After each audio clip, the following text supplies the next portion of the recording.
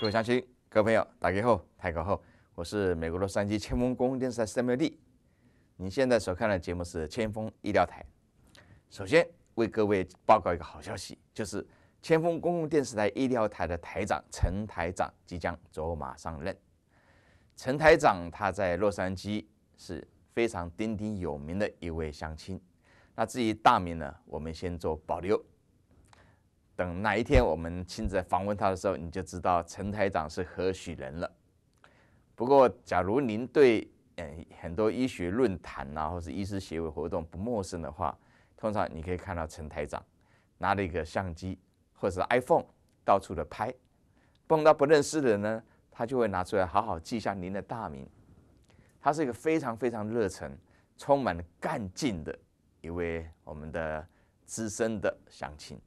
他本身也是医师，所以呢，由他来主持医疗台这个台长这个位置呢，我个人觉得是相得益彰，而且我个人深深的相信，有在陈医师的指导下，医疗台这个节目会有非常非常大的发展，而且他会告诉各位，如何利用医学的知识来保养您的身体，相信很重要吧？所以依照他的人脉呢，他可以邀请好多科的医师来上我们的节目。大家都知道，台美人当医师是不在少数哦，真的不在少数。因为在我们台湾的传统里面啊，男的就要念医学院，对不对？女的呢就要进音乐系，音乐系毕业以后呢，就拿了浓厚的嫁妆，重重嫁妆，嫁给医生啊。这个本人深受其害，我跟你说。先我认识一位念音乐，动物大学念音乐一个女孩子，交情还不错，但是她爸爸一定要她嫁给医生，所以呢，当我帮她把这个硕士论文结束完以后，我就跟她sayonara了 ，OK， 深受其害啊。所以呢，当医生实在是有很多的好处啊。所以呢 ，NATMA 就是北美洲台湾人医师协会，它有个 Forum， 这次 Forum 呢特别办了一个这个演讲，叫做如何有效的申请医学院。主持人是大家都很熟的林荣松医师。林荣松医师经常在我们政治台出现啊，这次他出现在医疗台，他非常有计划的把所有的这个 forum 主持的井井有条，所以之后我个人就不再跟你讲这个主题什么那个主题什么，因为林医师呢把它弄得非常的有组织而且他每次的串场呢都非常好，他非常了解大家想要知道什么，所以他经常是当作一个不懂的听众来提问题，来问台上那么多台美人第二代的年轻医师，这是很特殊吧？他为什么请台美人第二代年轻医师呢？因为台美人年轻医师他是经历过各种不同的考试上去的。各位还知道吗？美国大学念完可以念医学院，同时你也知道吗？美国也有7年制的呀，也有8年制的，也有这种7、8年制的医学院呢，有哦，但是它有条件限制啊。那假如在美国，不太好申请医师，你想到国外念医师再回来的话，那又怎么办？林荣医师呢，他请的这些台美的第二代呢，他都有一个完整的答案来告诉你们啊。所以呢，不论是您或是父母亲想要您的孩子进入医学院，这次的演讲必须好好的听下去，保证您会有收获。那为了您能够一气呵成，我们不做任何的剪接也不把它分段播出。虽然林医师他把它分了好几段，很有秩序的，为了应付 YouTube 15分钟的一种播出。不过我们千锋公共电视台是不受限制的我们可以从头播到尾所以呢，请各位好好的来学习如何有效的申请美国的医学院。以下我们就请大家好好来学习。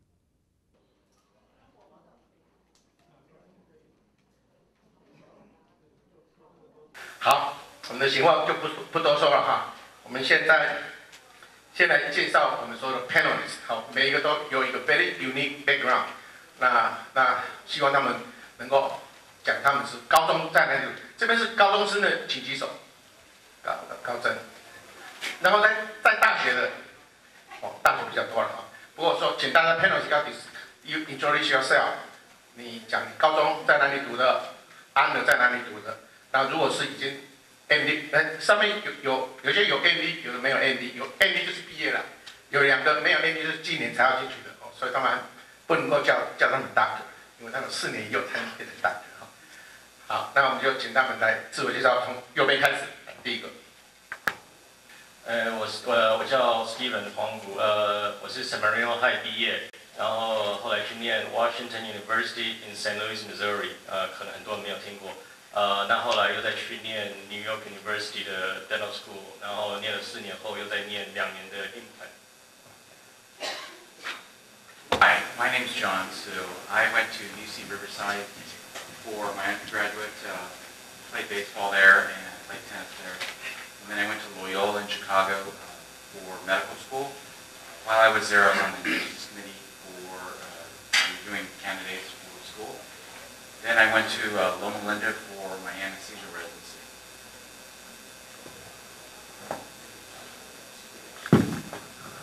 Okay, I'm Anthony Chen. I'm not one of the DO members here. All of you know, I'll be explaining that later. But I grew up here. I went to high school at Moore Keppel in Alhambra. I went to UCLA for college.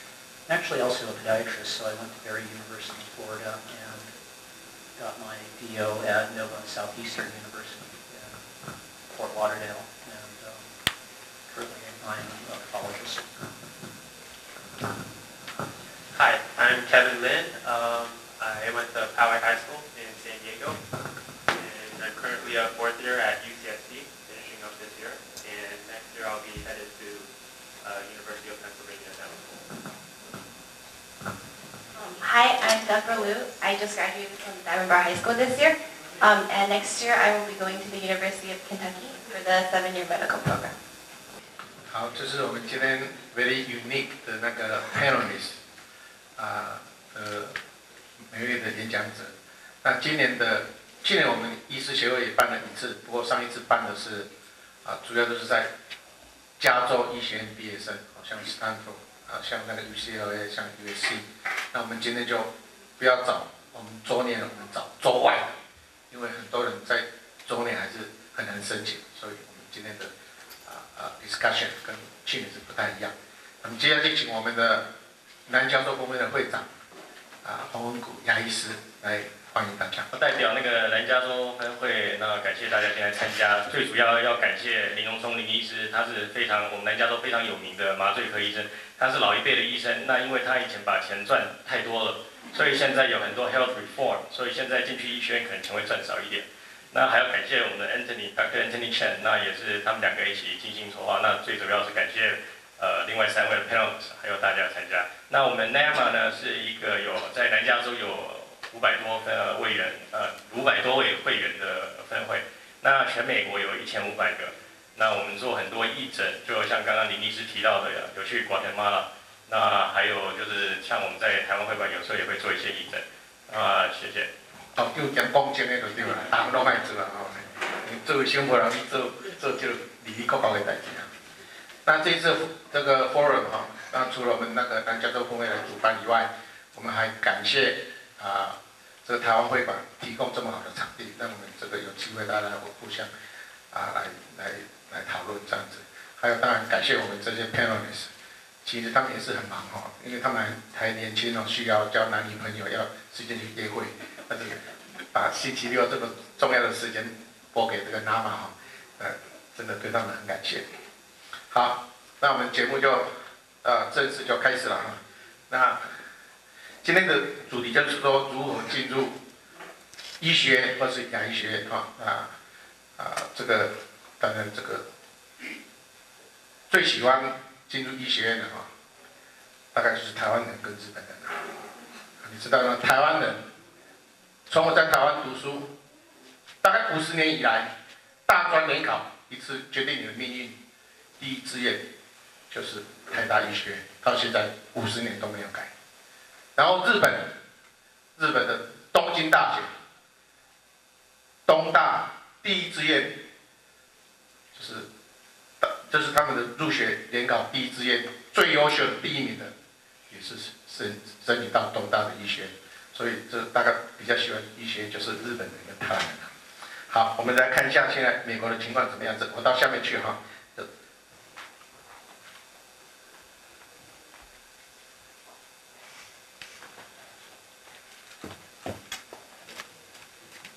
，next。在美国到底有多少个医学院？好，大家数据上面都有，160个医学院哈，有134个所谓 MD degree 的 school， 有26个 DO school， 然后申请的人跟录取的比例只有43%，就是2个里面不到1个被录取，而且申请的人跟被选上的其实分数不是差很多，大家都看到哈。大家知道最2个考试就是 MCAT 跟你的 GPA 哈，那你看都只有差1分多，那这个 MCAT 就差2-3分啊。其实申请的都已经很优秀的，但是即使很优秀，你的 competition 还是很大哈。等一下我们等一下问所有的 panelists， 这2个，我说申请医学院啊，跟台湾的相亲有一点像哈。台湾你对看你，在美国这个相亲比较少哈。这个进医学院就跟台湾的相亲一样，你先把你的资料，你读什么学校，你家庭的背景怎么样，先拿给对方看，有介喜不喜欢？喜欢你可能第1趟你就被刷掉了啊，就好像医学院一样，你可能 MK 跟你的 GPA 看了以后，你就当然就是怕出去狼国啊，你就没有机会了。有机会再来 interview， 再来慢慢看。但是也不是说你分数都很好的一定上去，就像相亲一样，你虽然长得不太怎么样子，也没有只有读高中、初中，但是你可能家财万贯哦，特别赞，所以你被选上也不一定哦。其实 factor 很多，不过就好像相亲一样 ，MCAT 跟 GPA 就是你的 first screening， 啊，这一关没有过就没有 interview， 就没有机会了哈。那好，这个是申请的跟那个对这个。注册入学的哈，来 next。那你说很奇怪，如果其实在这个 range 的人最多，因为这是刚刚好的，因为很差的大概不会去申请，很好的其实也不多，一般的都是差不多就这样子了哈。这一种分数，怎么有的人是 50-50？ 奇怪，我跟李医师的分数都差不多在这里，怎么他进去我没进去？这里面就有趣。那今天就是主要教你什么，在 50-50 的时候帮你进去，结果我进去，结果他没进去，就是今天的 purpose。所以今天的 seminar， 今天的 forum， 只要帮助里面的1-2个人进入医学院，我们就有觉得，我们希望很多人来参加我们的真的。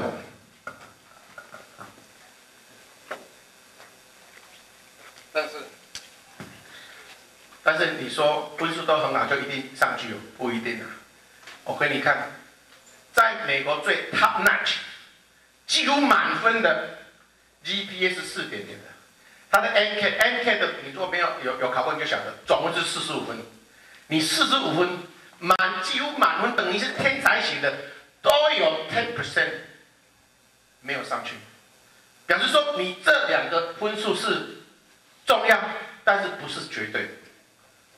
那就好玩了，问题就来了。好，现在讲这个，先讲那个 GPA 好了。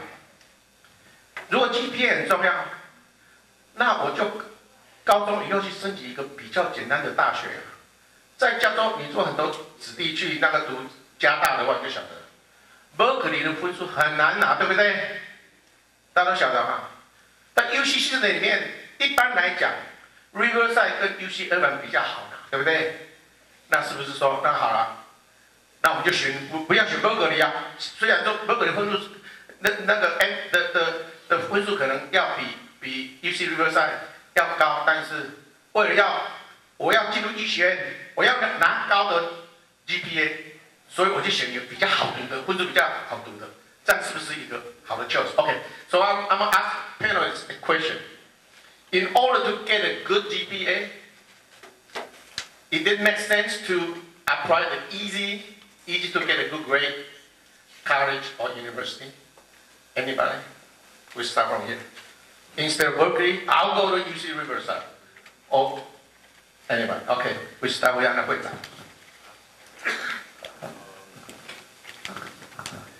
I don't think it. Well, I mean, schools do matter. Schools do matter. If if you go to a good school, you get terrible grades, they still value, they know that you're competing with your peers. So I think it still matters. Okay, anybody? 只要你想不要讲，因为只要我们做迄个 application 的 reviewer， 可以做 conclusion. Okay, my question is, why don't you just get a university easy to get a good grade? How about Kevin? What do you think? Does that make difference? I don't think so. I think the schools that you're applying to, they know which schools are hard to get a good grade at and which ones are easy. So they'll kind of take that into account when they're looking at your GPA. Okay, how about Deborah? Do you agree with that? I think I agree because there's no really exact formula. So I guess the school does matter and your grades do matter. So you just have to find a balance or something. Okay, so as parents, universally, 第一，你的子女如果要申请大学，还是要申请好的。你读医学院，他会注意你这个学校是 Ivy League 还是不是 Ivy League， 还是会加分的。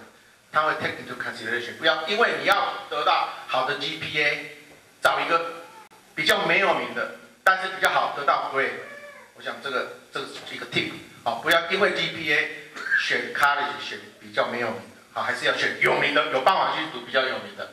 好，这是 about GPA。Next， how about NCAT？ 我们还把到这里条问题。大家都知道 NCAT 啊 ，NCAT 大概是所有进入 professional school 里面最难考的一个 test。我相信大家都 agree。那当然 DAT， 等一下我们 compare with DAT 是 dental。好，既然是这么困难的 test， 要不要去补习？补习有没有用啊 ？Okay. Anybody in the parents?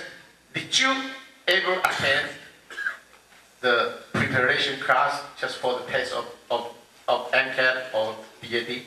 How about with Okay, we start with the Anthony. The review course help for those those program for the test. I took a review course. I think probably in my sophomore and junior years of college, and I think it just helps you to focus all the information that you learned in school. Because I think what happens in school, in college, you're given this general education, and a lot of the information isn't really practical to what they're being tested on. And so I think these test prep courses actually help you focus with which information you need to know for the test itself, and then you don't really need to focus on all the other extraneous stuff that we're doing. Okay. Hello, Kevin. Did you take any preparation class? Yeah. A few months before I took my DAT, I had a private tutoring at Princeton.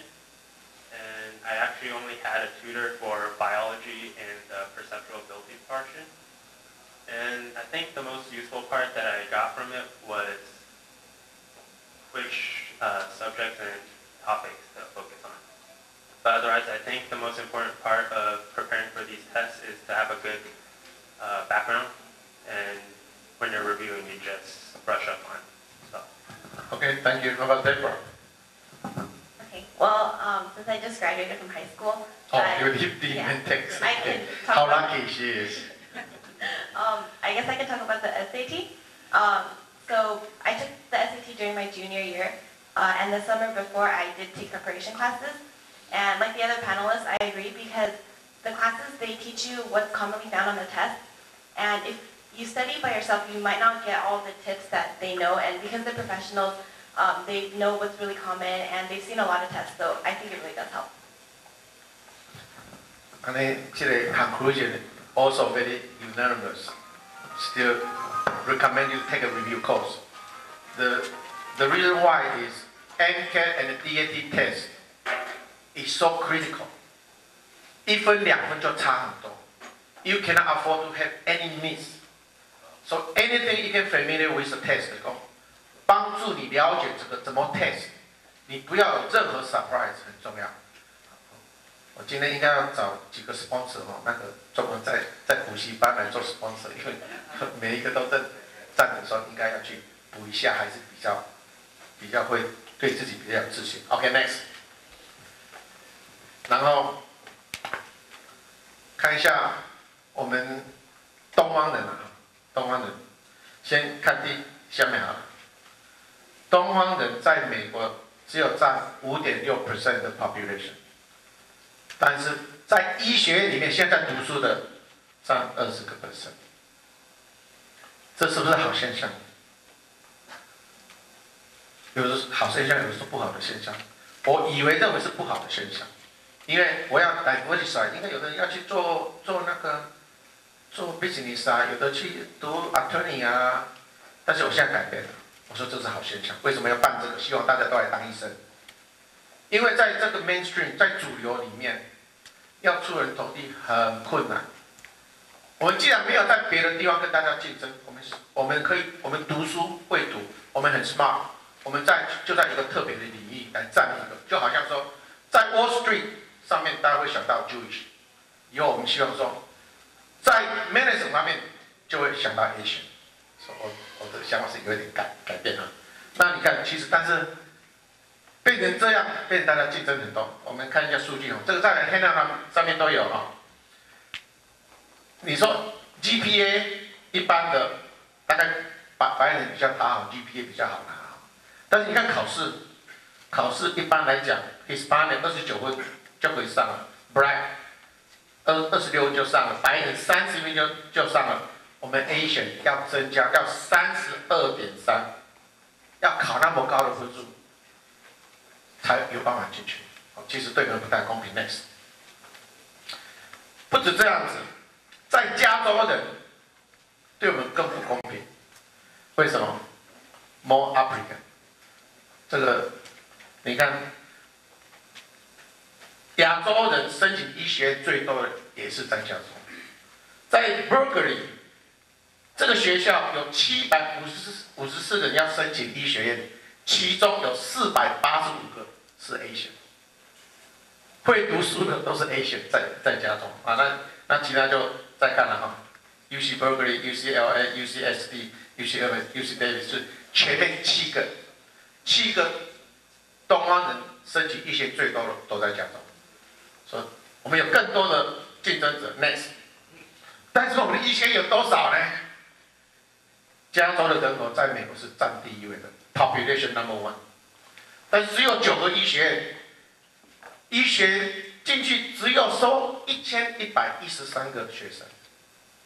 好，然后我们来看第7名的 Ohio， 它人口不到我们1/3啊，它医学院可以有1929人进去啊，这样有没有公平啊？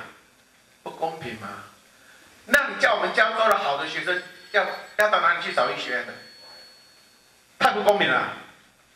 我们加州人口这么多，医学院的 spot 这么好，但是只有一个 good news， 你只要进去，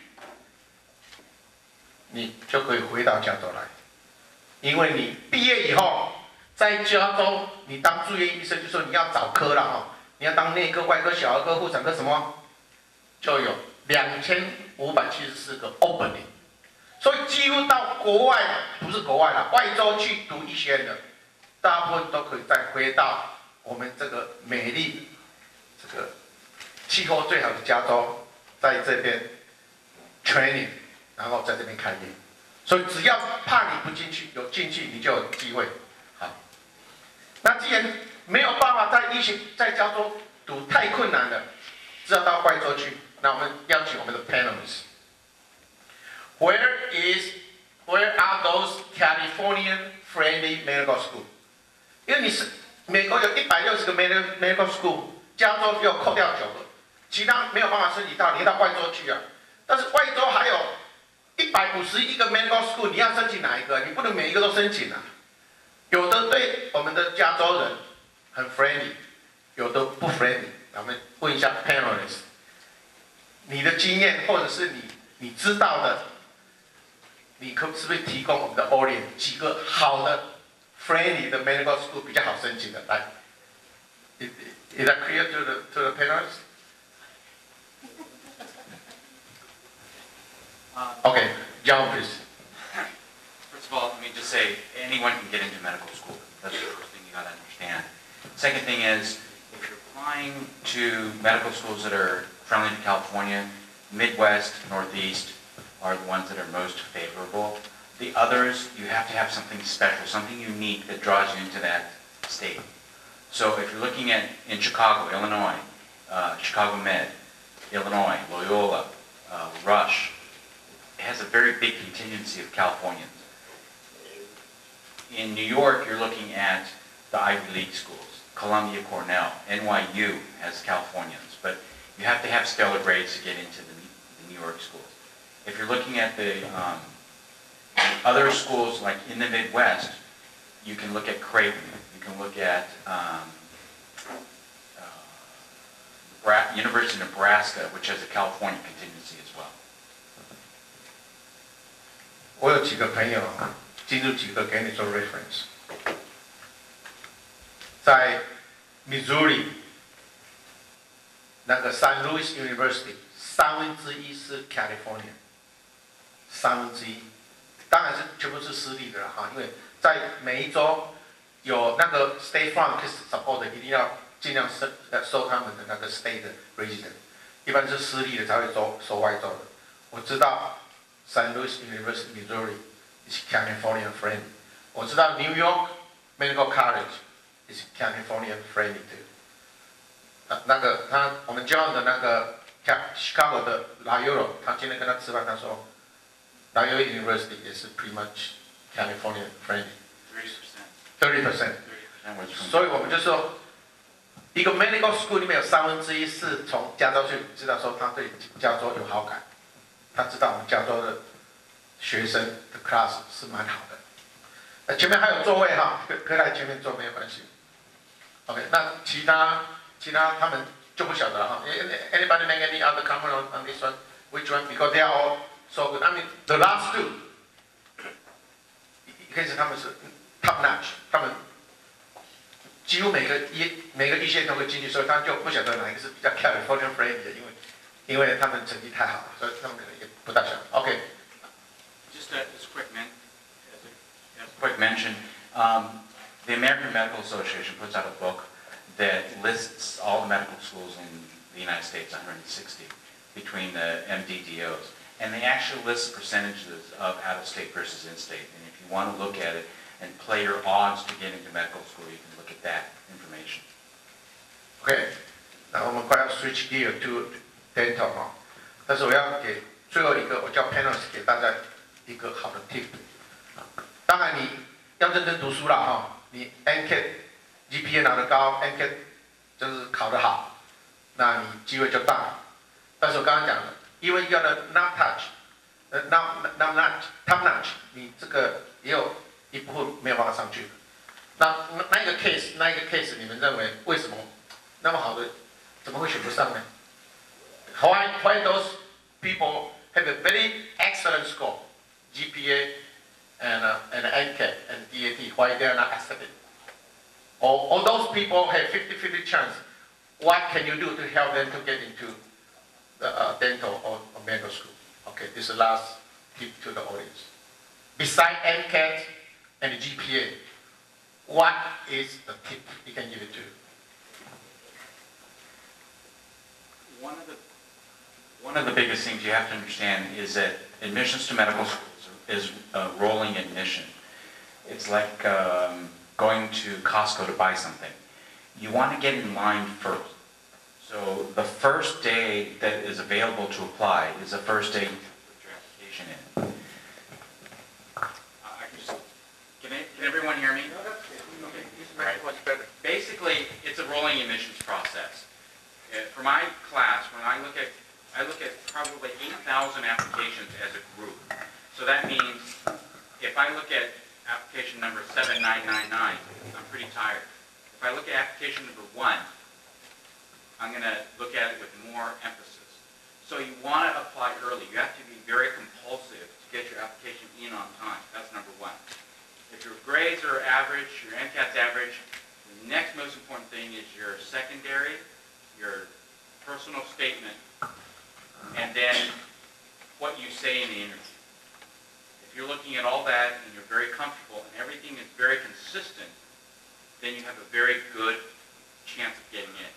If you look at the odds, 50-50 chance, exactly what Dr. Lin is saying, you can probably get into somewhere. And I'll speak about it later, but there are other options besides U.S. medical school. Anthony, you want to add something? Yeah, one thing to know is, I think, and this is just from talking to other people, is I guess the applicants also need to be realistic. They should, like, you think you're like the best student at your college, and so you're only going to be applying for the best medical schools, and it's either that or nothing. So you have to like, okay, like kind of, you just have to realize, okay, if you want to go to medical school, you can probably go to any of them. The training, yes, there is a variety of training, but when you graduate, you're going to be an MD, and you're likely going to be able to do the specialty that you want. And so if your ultimate goal is to be an MD, you kind of have to adjust your expectations. Yeah, I agree about the part where you want to send in your application as early as possible. And then also I'd like to add that the schools, they look more than just your numbers. You want to have something in your application that tells them that you know something about the field that you're going to, like maybe shadowing a doctor or dentist or community service, anything like that, something extracurricular. For a lot of the schools that I applied to, some of their admission criteria, it listed very vaguely, but it said maturity and leadership. And you pretty much, in high school, you have to get involved. Grades are important, but they're not everything. You have to join clubs, do community service. Like, you know, other panels said you have to, you know, shadow a doctor, get some medical experience, yeah. Okay, you want to add on, Dr. Wang? He's our board member of the Medical Association. I'm Dr. Dennis Wang. I'm a board member of NATMA. I just want to add something that Dr. Lin and I kind of discussed during lunch is I think the medical school, like the panelist said, don't look at the numbers. I think it's important that they look, you know, they want you to succeed as a doctor because doctors training is a long time. You go to medical school, you go through training. They really want to make sure that you're a well-rounded person, you're suitable for this profession. Nobody wants you to go through medical school, incur a lot of debt, and come out and find out you're not suitable for this profession. So I would encourage that if you have interest in medicine, in dentistry, you need to explore that the field that you're getting into because it's really a big financial, time, personal commitment. So I think that's what they are looking at is, you know, are you really suitable? Can you be a successful doctor when you graduate? Getting into medical school is one thing. If you say, oh, I want to be a doctor, you know, because doctors make a lot of money, then I don't think any school would take you because your motive is totally wrong. And that's not to hurt you, but to help you. Because if you think that you're getting into a profession just for money, you'll be very disappointed, and it will be a disservice not only to yourself, your family, but also to your patient. So I want to emphasize that point. I think we all agree on that. Yeah, thank you, Dr. Wang. Nobody answered my question. That's a top-notch one. This is a real case. A girl, his GPA is 3.8. His MCAT is 40. He's so good, but she only applied to medical school. That's it. He said, my score is so good. She applied to medical school. He was turned down, and that's it. He never. So what's wrong? What's wrong with that? Maybe I can answer that Sure, question, sure. but correct me if I'm wrong. Hey, that happened. Not for dental school or medical school, but I know somebody who was in my dental school. He was top-notch, number one, 99 percentile on the dental board, everything. He thought he was going to become an oral surgeon, and so he applied to the oral surgery program. He didn't get into any of them. Why? Because he's not well-rounded. He doesn't have people skill. He's kind of arrogant. So he went, and he was terrible at interviews. So he got a lot of interviews. He went to all of them, and he didn't get into any of them. So I think, You know, you need to be well-rounded. You need to be thoughtful, be sweet, nice person. You know, you care about other people. If you don't, because I seen his chairside manner, he told patient, sit down. You know, like ordering around. You know, that won't get him anywhere. I think so. I think that matters. You know, so you know, I mean, being a doctor is not everything. That's how I feel. Yeah, I think that's how it happened.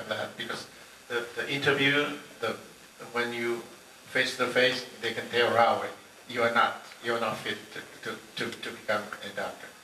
What is nowadays, it's hard to become a doctor now. My father is a doctor, but when 病人来看他的时候，问他什么病，他说啊，给你讲你也不懂啦，啊，你回去你的后天再来就好了。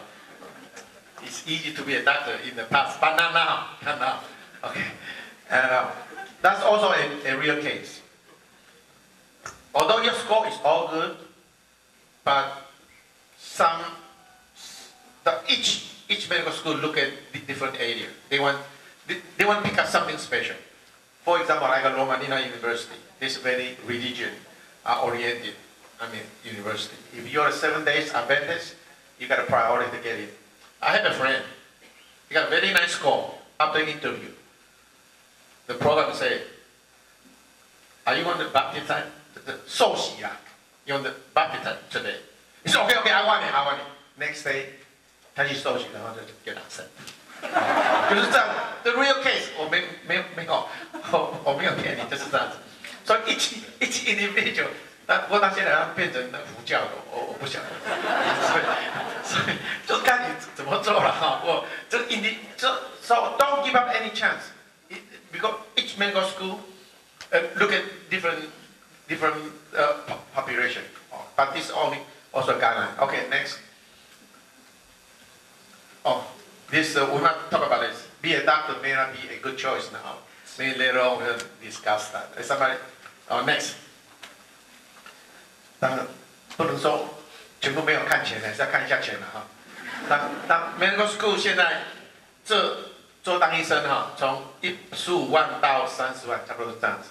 好，所以其实也 it's not a lot of money. Maybe have an easy life, but maybe live in the nice neighborhood, but it's not a lot of money. So maybe somebody say maybe it's nice to become a dentist now. Dentist is better than a doctor now.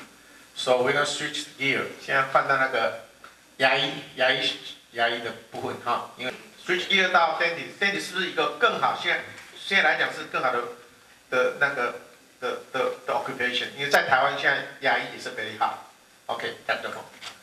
OK， 我牙医现在比较好，是因为我们有一个优点，有一个缺点的，因为病人不会过世的，没有生死的问题，那是优点，是缺点的，因为病人永远都是活着，所以要回来 complain。Anyway， 我是说真的，我们先看 slide 好，看我在讲。OK， 我查一下，我们现在因为我申请dental school was a long time ago, so I have to do some research. If you ask me a lot of questions, I don't really know all the answers. So right now we have a total of 62 dental schools, and in 2011, 12,000 people applied, and only around 5,000 people got in. So we're looking at 40%, which is not bad.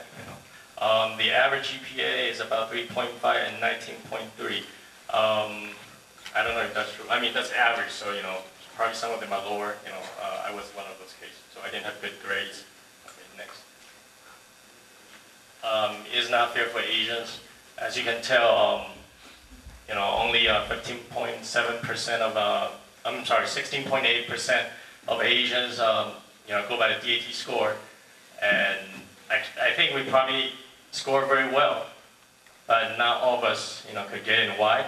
Because, if you are Asian male, I'm sorry, better luck next time. Because Asian male is probably the worst ethnicity. Asian female is better. So if you want to have kids now, probably get a girl. And also they're better.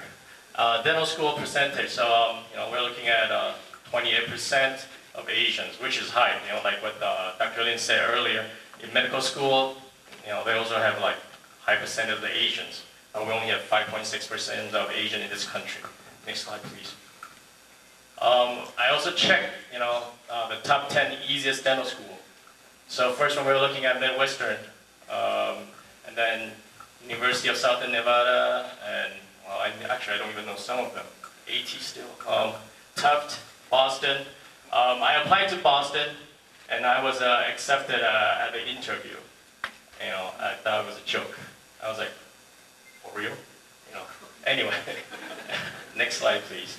So I went to the next one. I went to NYU because they gave me a little bit hard time. I went to NYU because we have 2 tall buildings for dental school, and we didn't have to go to school with the medical school students. I didn't want to be second-class citizen. So, but then USC is also up there, but I'm surprised. I thought USC and Loma Linda, these are all like very tough to get in because they're in California. Anyway, if you want to get into better school, if you want to have a higher chance of getting into any school, dental school or medical school, move out right now. Anyway, next slide, please. So that's all I have. I just want to tell you, actually, when I went to college, I started with pre-med because my mom always told me, to be a medical doctor. I was like, okay, I'll try.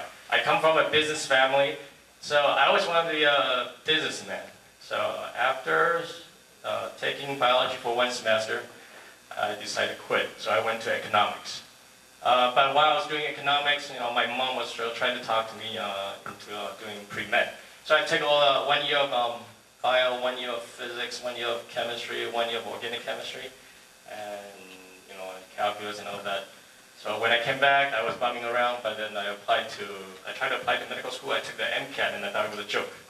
I didn't know what I was doing. I took Princeton, but I didn't study, and so I was like, I thought I would be a lucky one. But actually, thanks to God, I become a dentist. Why? Because right now I only work 4 days a week. I don't make a lot of money. I don't make money like the medical doctors, but I have a good life. I just work from 9:30 to 5, and I have to work on Saturdays. In fact, I just canceled my patient at 3. I was supposed to go back at 3, but I didn't think I can leave here that early. Dental school is DAT is a lot easier, to answer your question earlier, because like I said, I didn't study, I just took it. It was easier than I thought, but back then when I applied, I don't know, 20 years ago, it was easy to get in dental school. But now, because the economy is worse, so a lot of people want to go to school.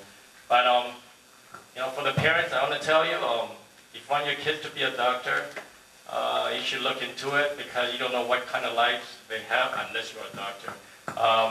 Like a lot of times when I treat patients, when we run into obstacles, 这可能要用中文讲比较好。有时候会碰到一些困难的时候，那时候只有天跟我，只有神跟我在做而已。那有时候碰到一些困难的问题的时候，爸妈也没有办法帮忙的。你可以把他们送进去医学院，但是你要知道以后他受到的痛苦。所以我后来我妈妈常常都被我 complain， 我说你根本不晓得，当一个医生是多么痛苦。因为我刚刚讲说为什么要 well rounded， 因为你面对病人，你跟他解释很多痛苦的事情的时候，他说你要去跟他解释失败的时候，而且他的病状之后，他可能会当场就掉眼泪。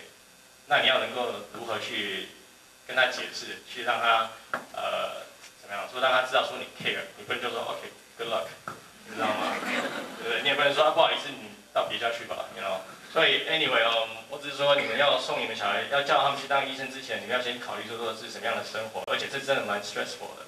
我为什么做4天，就是因为太 stressful， 我受不了那么多 stress。 So any question from the podium? Okay, then I have a question for Kevin Lin. I want Kevin Lin to tell us how many dental school he has applied and how many school he got accepted and why. But to my knowledge, Kevin is a very good student, a very good score, and I don't know why. But you can tell the dental school, the GPA is 3.5 to be accepted, right? And the medical school considered very harder. That's 3.6 something. So I want to ask Kevin why that you decide to go to dental school instead of medical school, which it seems to be very easy for you to get. Okay, so when I was a kid, my parents, of course, wanted me to be a doctor, and I did too. So in high school, I volunteered at the hospital just to see what the medical profession was like. And I didn't really like the working environment. Medicine just didn't really click for me.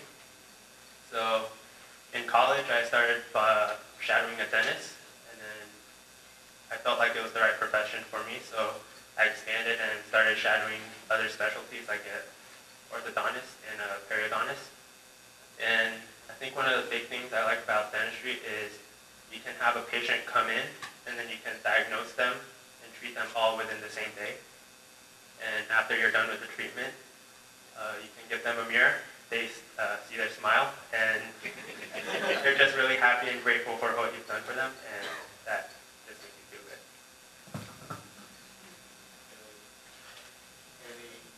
Any question?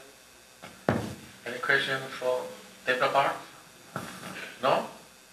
I thought John, you want to say how good the dentist is. Okay. All right. Where I live now, the people who have the boats and the planes, not the doctors, they're the dentists. They play golf better than I do because they have more time. Doctors right now, with healthcare reform, it's really difficult. The horizon is difficult. 50% of the people who are in practice now think about retirement soon. So it's a little bit more difficult. I actually, as I sit here today, and I think about my future, what could have been when I was back then in college, 30 years ago, had I known that dentistry was going to be the way it is today, I actually think for my lifestyle and the way I want to present and be with my family, be with my children, I think dentistry would have been a very good option.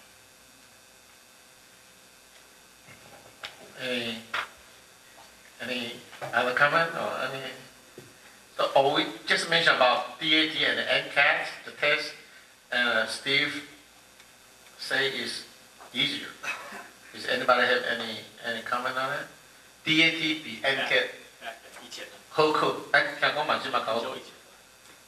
So if your kid is about GPA like 3.5 something, and okay, the other next question is, can you apply both system, dental school and medical school at the same time? You can do that too? Okay. You can actually apply to any of the professional schools at the same time. You can apply to be a dentist, you can apply to be an MD, you can apply to be a DO, you can apply, if you want to be a pharmacist, you want to be an optometrist, you can apply for all of those at the same time. Just one thing I would recommend is don't let any of the other places know that you're also applying to all these other things. They want to know that that's what you're focused on. So that's just one piece of advice. I want to add that I think one of the questions on the dental application was, are you currently applying to any other professional programs? So. You don't like it, right? You don't like it. 主要看愛情有專業無啦，吼。You know, since we're talking about people who are on the borderline of getting in, not getting in, there's one thing that on the admissions committee that I did notice is that the English majors, their MCAT scores are very, very good. So if you were thinking about going into college and thinking about a major, if you can do the English major, it really helps in being able to understand the question.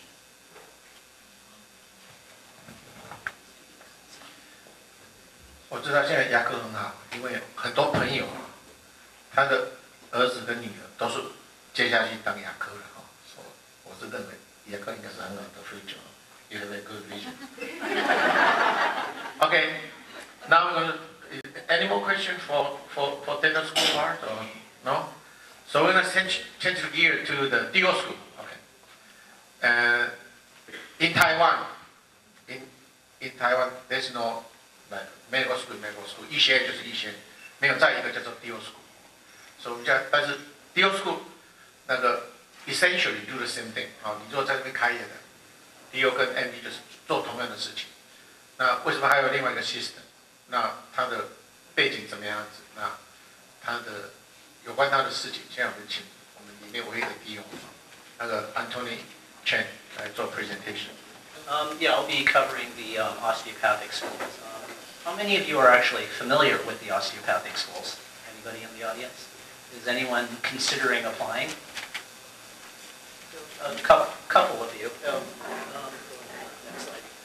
Yeah, okay, so I think as opposed to medical schools, I know there's been some increase in the number of medical schools in the past 10 years. The number of DO schools is actually increasing a lot more rapidly. I think when I went to school there were 19, now there's 30, and the number is still getting higher as there are some schools that have just opened and are towards getting their accreditation.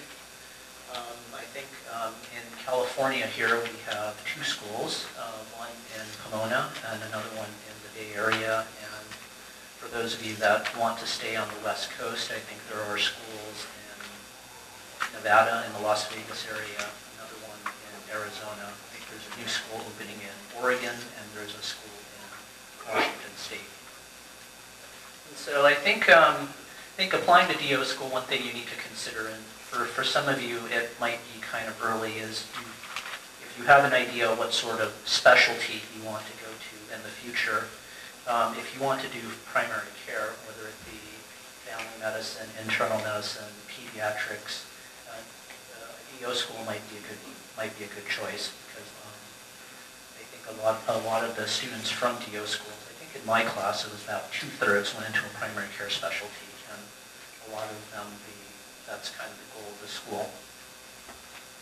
And so one of the advantages of applying to a DO school is when it comes time to apply for residencies, you can apply for both MD and DO residencies. So the MD residencies are they're overseen by JCO, and the DO residencies are overseen by the AOA, the American Osteopathic Association. So you can actually apply to both sets of residencies.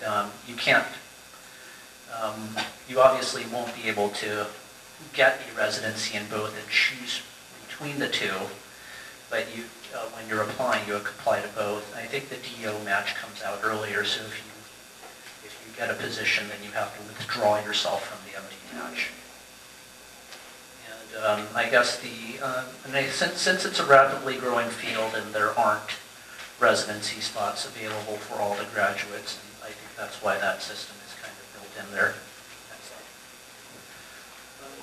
So in comparing the 2 schools, the first year you are doing your basic sciences, so you're in the classroom mostly, and for the most part, aside from a few courses, most of them are similar to what you would be getting in an MD school, and there are several schools in the country. I think Michigan State is one of them, where they actually have both DO and MD programs there. And then your second 2 years, which are your 3rd and 4th years, you're doing your clinical rotations, which is very similar to your MD schools. And in my school in particular, you were expected to do 3 years of rural medicine. And then all schools will pretty much give you a certain amount of time to choose your own rotations. Say if you do end up going to school out of state, you can choose to do some rotations back at home. So one thing to remember about osteopathic medicine, it's a different philosophy of medicine, and that's why it's different from the MDs or allopathic medicine. And so there's kind of these 4 tenets here. So I think the way, at least as a DO, when you think of an MD, most of them, this is just a broad generalization, if you go to an MD with a certain condition, they're just going to throw some medicine at it to help make you better. They don't really look for, so they're just treating the symptom. They're not necessarily going to see what's causing that. And so I think the osteopathic philosophy is get down to the root of the symptom and to treat that, and then if you can treat that, then ideally the body can heal itself. So here's just some general advice. Some of this I mentioned earlier.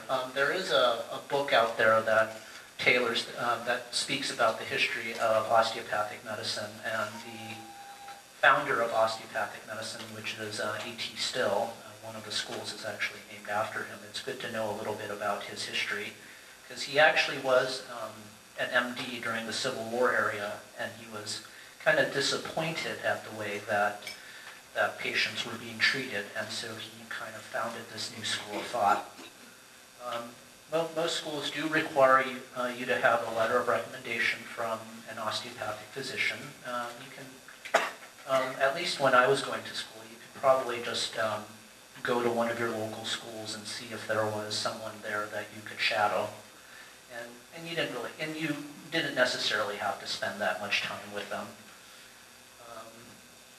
And then you also want to know the school's mission statement. So if you get like the course catalog from the school or anything like that, most of them, if you open it up, the mission statement's going to be pretty much in the first or second page of that.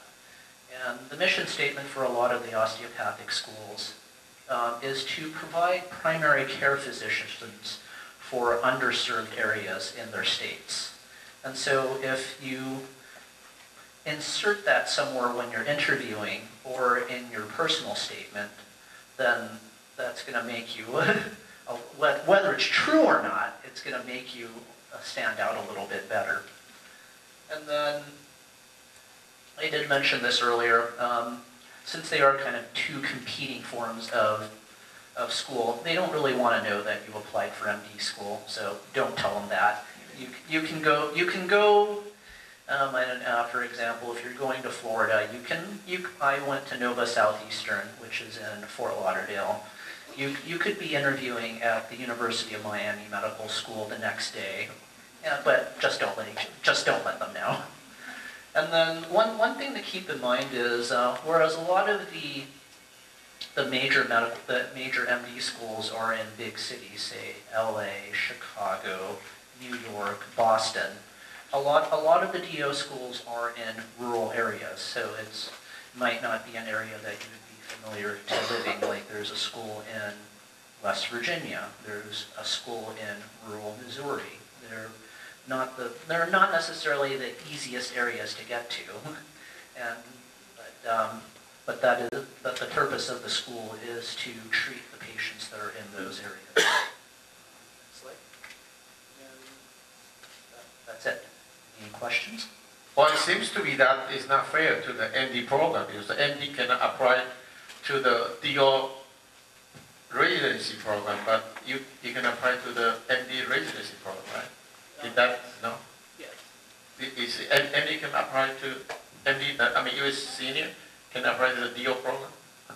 No, the DO residencies are only open to DOs, I think, but I think you can apply to the MD residencies as a DO, which I did. I'm a pathologist. There are actually no DO residencies in pathology, so I actually had no choice. But I think just from experience, you can apply to MD residencies, though most MD residencies, particularly those in either competitive specialties or at competitive programs, for the most part, you're kind of, you can say you're almost like a second-class citizen. If you're going to apply to, I guess, one of the, probably the most competitive specialties in medicine is dermatology. You can apply in pretty much any dermatology residency. It doesn't matter at which school, whether it's good or not. If they have a dermatology residency, it's competitive. So if you're going to apply as a DO, you're likely not going to get a program regardless of how well you did in school. And so the only way that a DO is probably going to do dermatology is to do a DO residency. And there are also certain specialties where there are very few residency positions for DO. One that I can think of is radiology. which was one of the areas I was considering after medical school. I think when I was applying, there were no residency programs west of Oklahoma. So if you wanted to come back to California, you would have to do an MD program. So there are pluses and minuses. Anybody in the panel? I have a question. 就是台湾没有这个 DO 的 degree， 所以有一次回去，人家问说 DO 是什么，他说啊 DO 都是接骨师迄种的啦，osteopath DO 都是接骨的接骨师啊。So my question is Taiwan accept the DO degree now, or they not for? But I don't know if they do they. I didn't know. It's been a while. I've never looked into it because I couldn't practice medicine in Taiwan anyway because I was born here. I do not read or write, so I wouldn't be able to take any sort of licensing exam over there. I actually know there is a classmate of mine who is a neurologist. He actually went to Taiwan and took the licensing exam for medicine and also neurology. I think, and I think so. He could practice there, but I think the one thing he had to do is when you're in medical school, your licensing exam is the USMLE. When you're in DO school, you have a different test, and so which is called the COMLEX. So in order for him to actually apply for to be licensed in Taiwan, he actually had to take all three and pass every part of the USMLE. So whereas most of us that isn't required at all. So I think that was one of the steps that he had to take. OK， 我知道大概10几年前，然后张博雅还是在当那个卫生署长的时候，我知道台湾是没有接受这个 DO 的他的这个 medical school 的 credit。那从台湾毕业以后来美国，台湾的医学院都可以，美国你只要考试通过，你在学校修的学分，美国是承认的。那大概现在是改了，叫 mutual respect。好 ，any question for DO is no, then we will switch to other gear。好，我们讲到 MD， 讲到 DO， 然后你刚好是 very unlucky, you didn't get into both。那 next step 怎么样？像我们这个第一代，我叫做弯机啦，first generation 就是弯机，他们都是 second generation。他们的小孩子叫做 third G， 像日本说2岁3岁，那我们第一代的几乎都快做阿公了，有的孙子都要 apply medical school 了。好，但是所以这个人生是轮流转了，这个也有可能我的孙子，那的 MD 跟 DO 都刚好没有选上。那是不是可以回到我们的母国去读医学院？那是怎么样子？那我们那个 John Shu 他有在 review 这个，他是那个 program 的 reviewer， 所以他蛮清楚这个 system。那我们的 last session 就请我们的那个 John 来讲一下，如果美国都没有进，国外的情况怎么样子 ？OK， John please。No, you don't have PowerPoint, you just say it. I'm sorry, I don't have PowerPoint. Let me go over a couple things about U.S. medical schools first. Actually, U.S. medical students have to pass the USMLE as well. There's 3 steps. My niece just recently graduated from medical school. She's from Taiwan. She came here and she went to Wayne State in Detroit. As far as medical schools itself, let's say you apply and your grades are average, your MCAT score is average, and you apply in 1 year and you don't get in. Usually in that situation, you want to do something different. Either get a master's, go do the Peace Corps, go do something different, unique, to get you noticed, to get you more unique. Second thing you should do is probably get a consultant to help you figure out what about your grades, what about your secondaries that makes you not acceptable.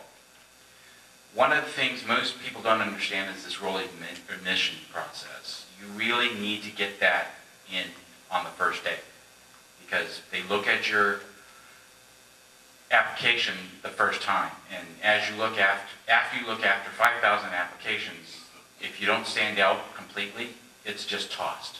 So that's the second most important thing. After, let's say, the third year, and you still have the burning desire to be a doctor, and you don't get into U.S. medical schools, going abroad is an option. Going to Mexico, going to the Caribbean, going to Taiwan. Actually, my son just got admitted to Kaohsiung Medical School. He speaks Chinese, he writes Chinese. One thing to say right off the bat is that if you're going abroad, you need to understand that you need to have a broad appeal. You need to understand that you are going to be put in situations that are going to be very difficult. I have a friend who went to, she's Korean, she went to Israel for medical school, and that program is very, very strong. But she comes back, and most of the foreign students that come back actually come back stronger. They're more unique in terms of practicing medicine because they're able to take all the situation in and pick out what's important and then act upon it. So if you're going to go abroad and you really have a desire, it's okay. You can still make it back to the United States. But if you don't, that's okay too, because what you really want to do is become a doctor. And as long as you really want to become a doctor, that's okay. Being a doctor is very nice.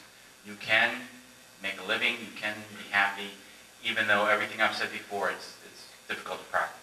So let's go through the different areas of the world. For Taiwan, Kaohsiung Medical University has an international program. 10 students get in.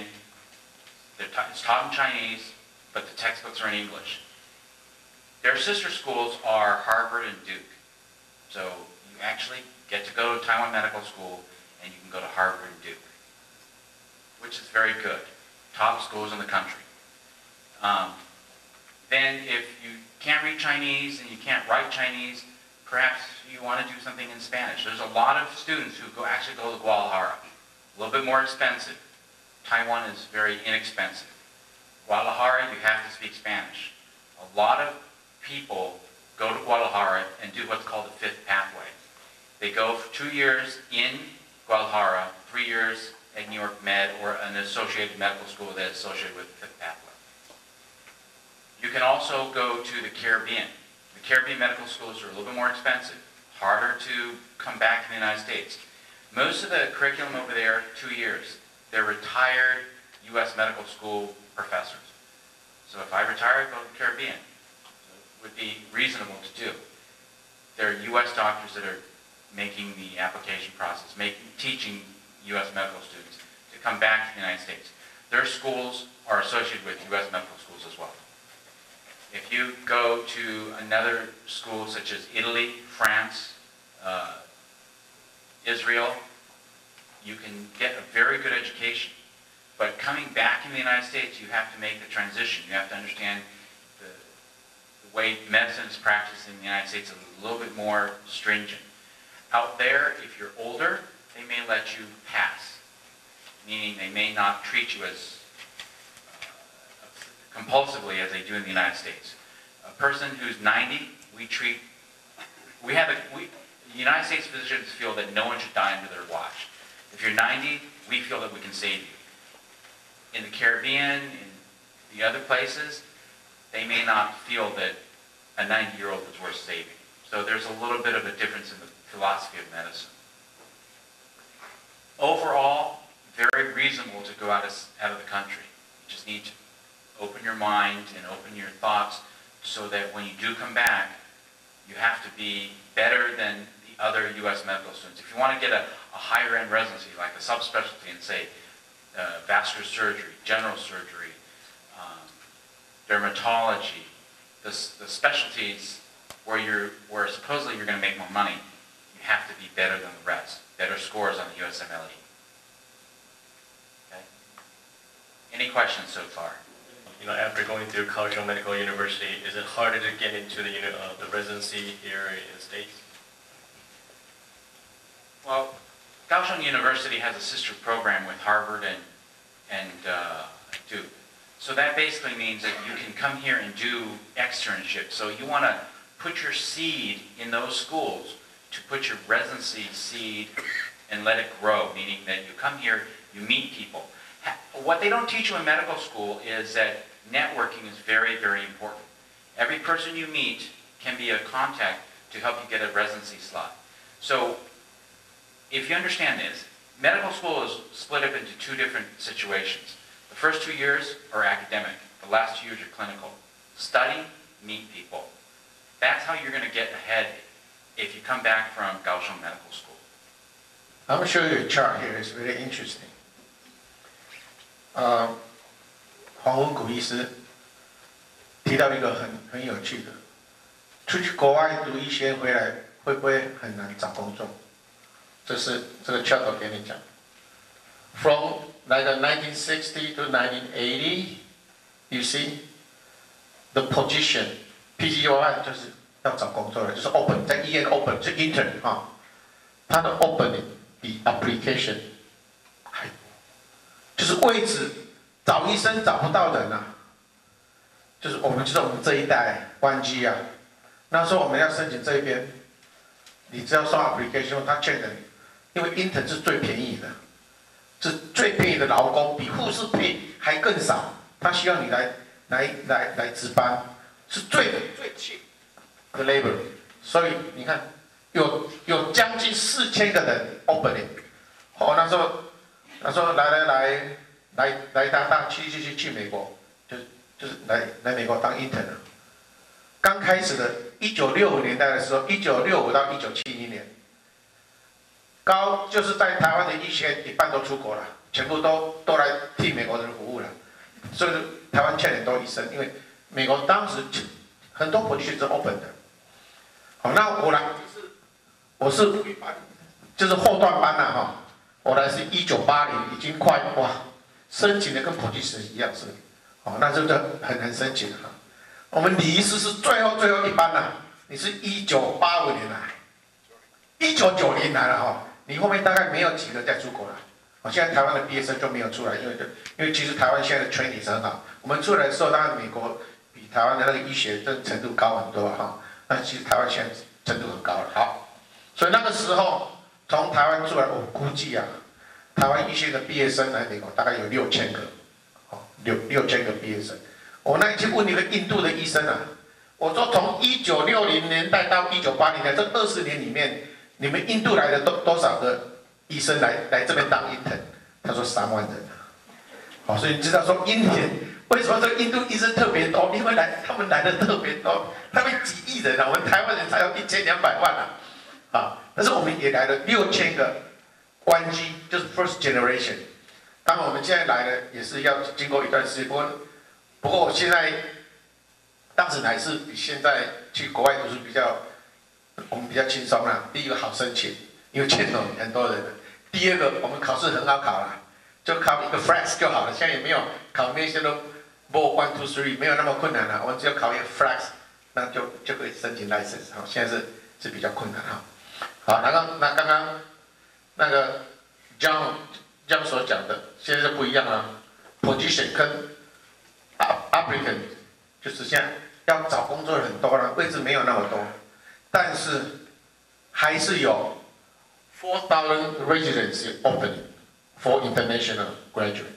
所以你只要到国外去读书，但是你成绩很好，表现很好，你 national board 考得很好，你回来机会还是相当大哦。你说刚好 miss MD 跟 DO 要出国去，还是有机会哈。所以你就想当医生，不要放弃啊。然后 the last section 是要讲到最简单也是最困难的。最简单就是说，你就不用再申请，再去大学，又是考 MK 再去补习，这很辛苦了。高中以后就可以申请医学院的，那不是最 lucky 的嘛，对不对？人家挤破头，你高中毕业就去读医学院的，那这个我就不清楚了，因为这个 position 很少。但是我们里面，我们先恭喜我们的 Deborah Lu， 他就申请到这个 position。我们请 Deborah introduce this program and how to get it. I hope everybody here, your kid can do it the same thing too. Hi, I'm Deborah, and I'll be introducing the BSc and D programs. So a general overview, for these programs you apply during your senior year of high school, along with your other college applications. So the application dates, they're often earlier than the regular application dates, so you have to do your research and look out for them. For example, the program that I got into, the University of Kentucky program, that one I actually had to apply for their scholarships, and along with their scholarships, I applied for the medical program. And some other programs I applied with, you apply for the early decision or acceptance dates, and if you meet all the qualifications, they will send you an invitation, and then you apply. So it all depends on the program, and each one's a little bit different. So there are also two types of programs. There's BSMD and BAMD, and some schools, like the one I'm going to, they offer both. For BSMD, you basically get your Bachelor of Science degree and later your MD degree. And for the BMD, it's your Bachelor of Arts degree. So there's various program lengths. The one I'm going to is 7 years, but there's also 6 and there's 8. The 6 and 7 year programs are intended for acceleration, so if you want to reach your goal faster. And a lot of the 8 year, or all of the 8 year programs actually, they're actually intended for enrichment. They want you to explore other areas because they know you're interested in science already, so they'll suggest taking up an art or getting a Bachelor of Arts degree. And there's also different requirements for each program. Some will not require you to take the MCAT, but some still will. And there's also different GPA requirements. One of my friends is going to a program and his GPA requirement is 3.8, but my program is 3.5, so it all depends on the program. Okay, so a little bit of my application as an example. So I applied to 8 programs and I was offered interviews by 3, and I was waitlisted for 1. So the first interview offer that I got was for Baylor University, and this one, 120 interviewees actually went, and out of the 124 made it. The second program was NeoMed, which is the Northeastern Ohio Medical University, and this one's a 6-year program.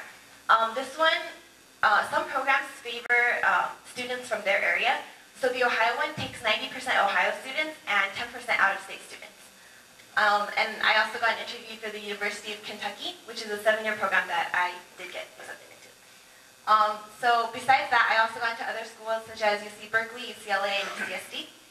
And for the University of Kentucky, I received a presidential non-resident scholarship covering the full tuition for 4 years, and that's $75,000. Okay, so the stats for the University of Kentucky. When I went for an interview, they told me that out of all the students who applied, 140 met the requirements, which I'll talk about in a moment. Out of the 140, 20 got interviewed, and 5 would be accepted. So for the admission criteria, they want a minimum of 3.75 GPA, unweighted GPA. But for those accepted last year, all the students had a 4.0 unweighted GPA in high school. The average, or the minimum ACT score is a 31, and SAT score is 1360. Oh, and that's only the math and critical reading sections. For my school, they didn't take into account the writing section, but some other schools do. So the interview process is actually really important. They don't just want to read about you on paper, they actually want to see you as an actual person. So some basic questions. They will ask you, how did you develop an interest in medicine, and what other interests would you pursue if you cannot get into medical school? Some other ones are, what are the best and worst decisions you have made, and they will take out your resume and they will ask you certain aspects. So if you participated in a volunteering program, they will ask you how your experience was, or any other cool incidents or anything unique that happened. Besides those, you have to be prepared for random questions. So they asked me what I like to do for fun, and what my favorite hobby is, what my favorite book is, and what my favorite movie is. So some tips for the interview process: you have to maintain eye contact. It may seem like you're staring at them, but if you glance around, it seems like you're very nervous and you're not prepared, and they want someone who's really mature because, like I said earlier, a lot of the requirements say leadership and maturity. And also try not to stutter. You may be nervous, but if you don't have an immediate answer to a question they ask, it's better to tell them, oh, I need a moment to think about this, than try to say something right away and mess up. So more of my profile. I am an international baccalaureate candidate, and it's a choice you have to make because most of my friends actually weren't part of the program, and it's really limiting because a lot of the classes are already chosen for you. You only have a couple choices, and you can't take as many classes, AP classes as you want. So the traditional route for the IB program is 3 SL, which is one-year programs or one-year classes, and 3 HLs, which are higher levels, and those are 2-year classes. So for me, I took 2 standard levels and 4 higher levels, and I think that did give me a bit of a competitive edge.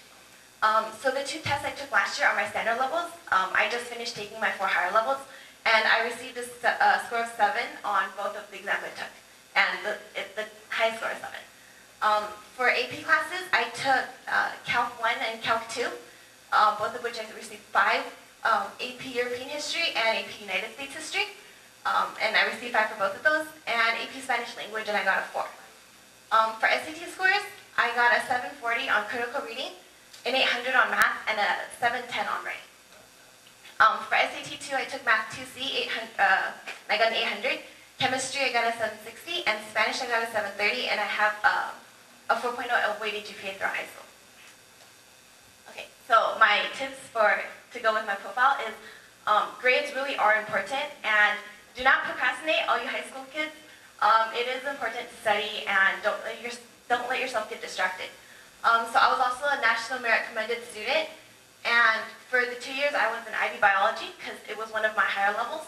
I received the honor of Student of the Year, and I was also the IB Outstanding Student of the Year this year, and I am a valedictorian. Okay, so schools also look, besides your grades, they want leadership, and they want you to be involved in extracurricular activities. So sports, clubs, anything like that. And leadership is really important because they want to see that you are able to not just hide amongst the crowd, but you can stand out. So I was a member of the Interact Club. In my junior year, I was the Officer of Public Relations, and senior year, I was the president. And for the BIBS Club, which is the Brahma IB Students Club at our school, I was a board member during my junior year. And some of the other clubs I was involved in include the California Scholarship Federation, of which I was a Gold Sash recipient, Key Club FBLA, which is the Future Business Leaders of America, and Spanish Club. And I think every year I had around 100 to 150 years of, about 100 hours of community service. And medical experience is also really important. So during the summer before my junior year, I volunteered at the Hacienda Dialysis Center, and throughout high school I also shadowed my father at his office. So these are 2 helpful websites that list a lot of the BMD programs. They both don't include all of them, but if you do a simple Google search for BMD or BSMD programs, they will have a lot of websites that list all of them. And each one has, and you can look it up, they list the requirements and the stats of who gets it, or how many people get in, how many people apply. So yeah, that's it. 所以你家里如果像这种女儿的话，这些 information 一定大概也不多了哈，也不多了。哦，参加这个成绩这么好，而且这个 community service 那么多，如果刚好有的话，我想今天他给你很多 information， 那你就不用再去烦恼说去 college， 然后去考 NK 还是怎么样子哈，差不多。这 panel 有什么 any question about? Okay, all right, Anthony. Just in addition, I think there are some DO schools that offer that similar program. I know my DO school has a similar program. But my question to you is there a certain GPA or something that you need to maintain to continue on the path, like to go from, to be guaranteed to go to the medical school?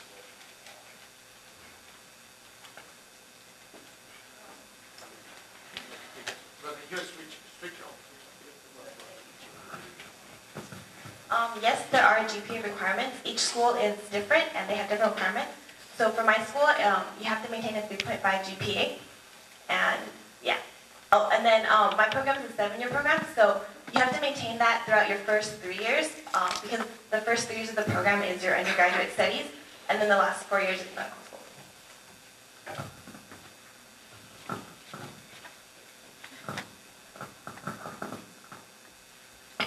everybody worry about the MCAT. Do you still need to take MCAT? It's a GPA. Okay, any minimum requirement? 最少要考几分呢？你总不能比那个30分还少啊。Well, my school, it just says that you have to get a good score. It doesn't have an exact requirement, but I think some schools do.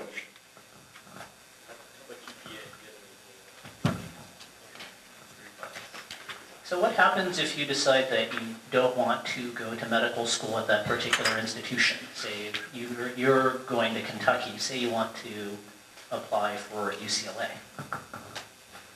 I'm not exactly sure about my program, but for example, like the Brown one, if you read the Brown University 8-year program, if you read their website, they say that you may apply if you don't want to go to their, or you may apply out to other medical schools if you don't want to continue with their medical school.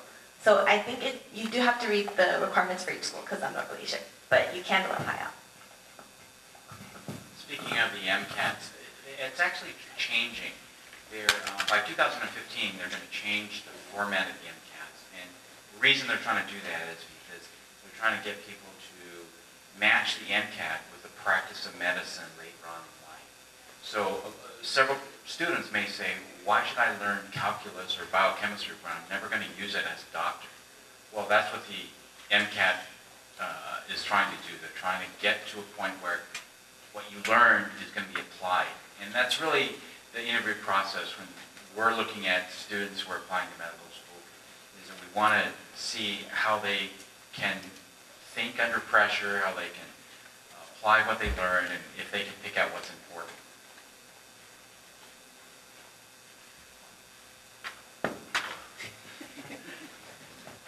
Any other question from the panel?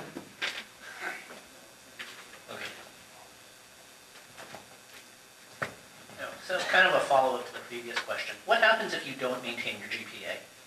Are there ways to get back into the program, like you're put on probation or something, or how does that work? Yeah, you are put on probation. Depends on the school. I think some are, say, like 1 semester, and otherwise you just get kicked out.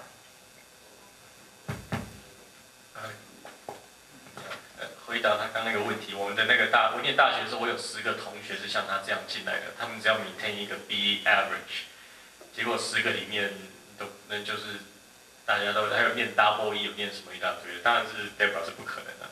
那我那几个同学就是有后来也是就是没有去念我们学校的医学院，因为他会有10个吧，所以说也不一定的，因为你要知道小孩子到大学的时候是不一样的。 爸妈没有在身边的时候，你们没有在旁边 push， 对啊，我看的都是爸妈。OK， 这里面只有我在台湾读了啊。我因为这个我 study 一下哈，在台湾读医学院跟在美国读医学院不一样。在台湾读医学院，他可能说，哎，我们今天这一科是解剖学。 我们准备刷掉1/3，刷掉1半，这1半要补考。但是在美国不一样，你只要进入医学院，他把你当成宝，他会一直帮你读毕业。你如果没有考，就是成绩不太好，他是给你 tutoring， 他教你，因为你能够进来，就表示你是在那个就属于比较好的学生，但是。 科教制裁，对，科教制裁，所以很奇怪，他会一直帮你，不会说我把你刷下来，我是很高兴，不会这样子。就是我觉得我去 study 以后，觉得这个美国读一些，美国还是比较看人才啊，但是人也不一定说不变的，不过一般读一些都是蛮 smart 的啊。但是像那个 Debra 就是 super smart， 这个不用讲，这里面大概没有一个隐单，除了。 可能 Kevin 也是跟他差不多啦。那 Kevin 你 apply 几个 dental school get accepted? Okay, I forgot to mention. And why you choose? If all accepted, why you choose UPenn? I know UCL give you the scholars, right? Okay, then you mentioned. Why you so stupid? I don't know. Okay, so I applied to 20 schools all across the U.S. 15 schools offered interviews, and I turned down 7, so I went to 8 interviews, and I got accepted to 7 of them. And the reason I chose an out-of state school was, I based my decision off of how I felt at the school when I was there at the interview. And there were two schools that really clicked for me. It was UPenn and Michigan. And from those two, I kind of based it on location and the weather. So that's how I ended up at.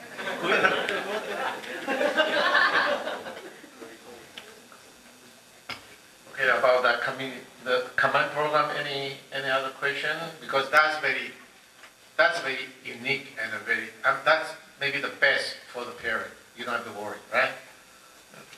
You high school graduate, but I heard that if in the high school, all those 4 years, if you have any B, forget it. That's what I heard. You just have to be straight. So you don't know how it's very hard for us, but it's easy for Deborah. What can I say?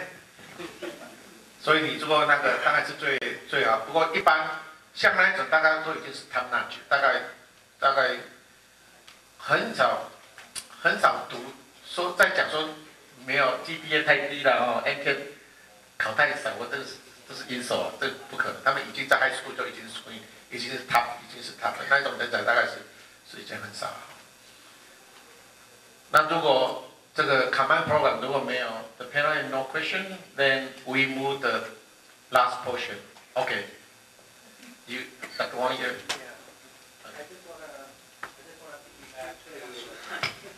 just want to piggyback to Kevin's comment that not all medical schools are the same. Not all medical schools are the same. There are some schools that's very strong in certain areas.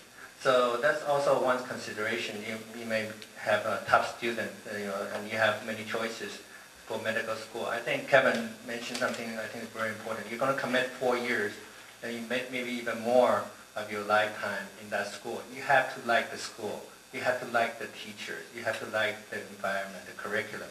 And sometimes you may pick a medical school because they have some strong program. For example, if you do know that you're going to be an orthopedic surgeon, and they have a strong program, you can make very good connections in that school. Even that school may not be ranked #1, but they have a strong orthopedic program or some kind of research you're interested in.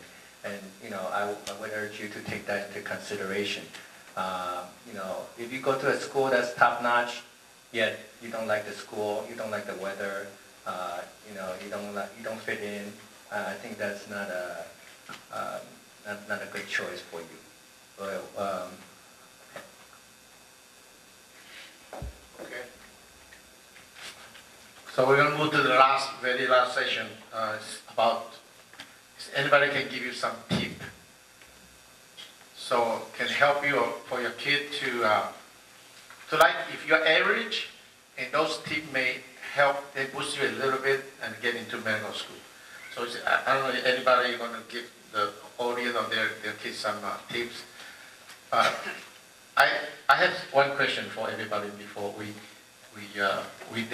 start having a Q&A session here. 你如果要问问题哈，可以来这边排队哈，这边有一个所以我们可以请我们 panelists 今天我们就要准时在4点钟就要结束。Okay, the question is, if you are average and you are on several waiting lists, you are on the waiting list of several medical schools, what can you do to increase your chance? If you're waiting, I bet a lot of people are waiting, right? On the waiting list. Then what can you do at that time? Well, I think it starts before that.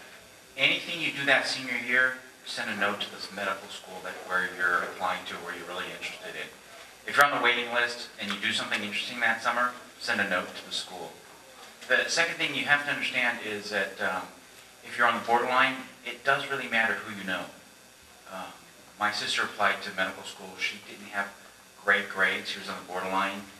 She's my sister. I was on the admissions committee. One pile was yes, one pile was no, one pile was maybe. I moved her from maybe when no one was looking to the yes pile. 台湾坡啊。对啊，台湾坡啊。真正比較 After 20 years, we were arguing about something, and I kind of let it slip, and she was very upset. She's an orthopedic surgeon, and so you know, as a surgeon, you actually think you're the best person in the world, and she is. She's really very good. I'm glad I moved her from maybe to yes. So it's very important. If your kid is on the waiting list, don't give up until last minute.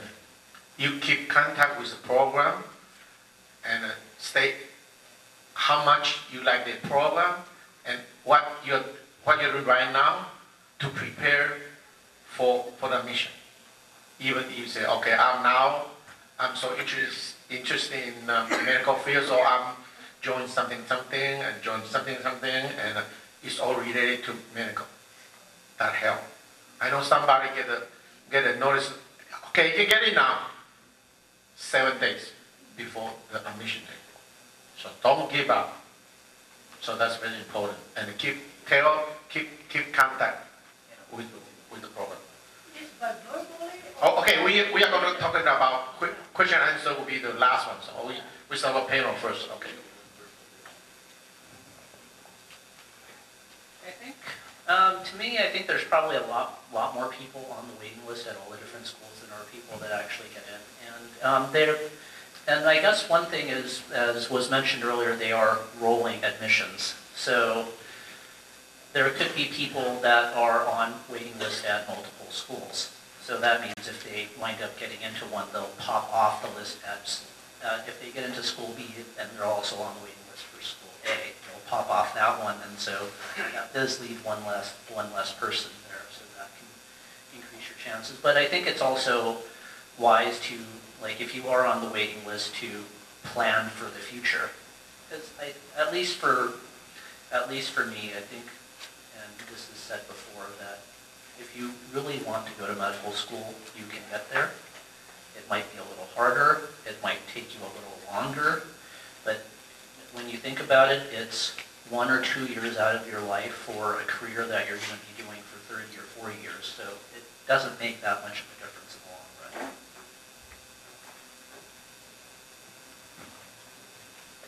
Okay, we have about 20 minutes left. If anybody want to ask a question, just waiting here. Okay, all right. And but I have a suggestion for the panel here. When you are getting into medical field, the 台湾跟美国不一样。台湾是大专联考考进去 ，everybody about the same age, right? Maybe 1 or 2 years different. That's it. But in the medical school here, 足侪人4、5个囡仔，有的拢未结婚的。So I give you a handout also inside your handout. Now it's about 50-50, right? 50 male, gender-wise, it's pretty much even. And you can see a lot older student, right? It's very, very interesting. So even if you graduate this year, we call it US senior, right? Because you just graduate. But even if you want to, I'm an engineer, I'm a computer or I mean specialty. You want to go get to the medical school? Is that still possible? Okay, maybe if somebody here decide, hey, medicine seems to be interesting, I want to get in. What's the chance? I remember when I was in college, I was working at St. Louis University Medical School research lab, and there was a master's student. He was already in his 30s. After he graduated, he couldn't get into medical school, so he went to and became a bartender. And after working for many years, he realized, he still wanted to go to medical school. So he came back, and then he studied really hard, and he applied, and found he got in. So, it depends on how bad you want it.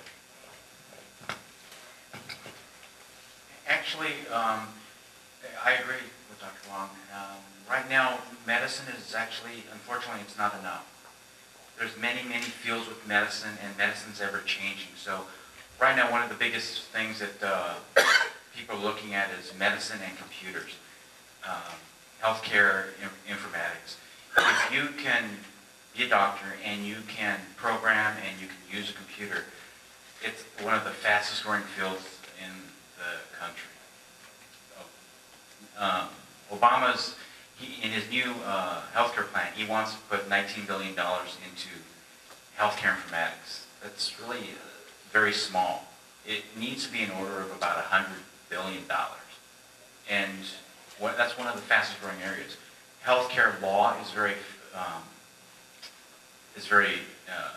in need. I personally am going to UC Riverside for healthcare economics. I'm going to be giving lectures in that. You need something else besides medicine nowadays.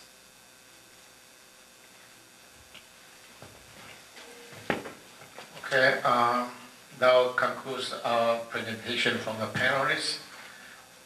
However, I have a comment about becoming a doctor. Is that when you get into medical school, your social circle, 你的生活圈就变得很小。So I have a very strong suggestion for Deborah and Kevin. If they haven't had boyfriend or girlfriend yet, it's time to find one now. Really, because when you become a doctor, your lifestyle is totally changed. Maybe confined to a small area. That's why Anthony is still single, right? Anthony, are you single? How about Dr. Wong is single? Okay, you see. Right? So, if you want to get into medical field, find a boyfriend and girlfriend. It's about time. That will be my last tip to our panelists. Okay, now we are open to the Q&A. Okay, your mic open. When I was back in Taiwan, I remember, medical school, dental school, pharmaceutical, nursing, or even veterinary, all in one family. Okay, now here, looks like each one is an independent institute. My question is you want to be a doctor, healthcare, get into one of the field, someday you change. For example, you want a medical field and you suddenly say, oh, I want to be a pharmacist. And then later, I want to be an animal doctor. Now, you have spent so many years there. Now you switch your area. Is that still an advantage because you're still within a healthcare family, or you have to start from the scratch at the beginning? Waste so much time already.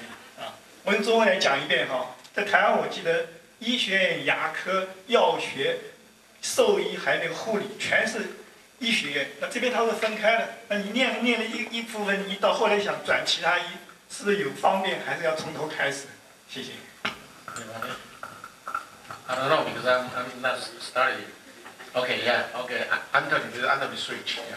Well, I think I actually switched between fields. When I finished college, I went to podiatry school, which is another 4-year medical education, and actually switched to DO. So you can. I think for the most part, you have to do the complete new program. So you have to do all 4 years of medical school. However, I think there are certain instances where you can maybe reduce that. I know there are schools out there where they have different medical programs. Like my school had dental, it had optometry, it had pharmacy.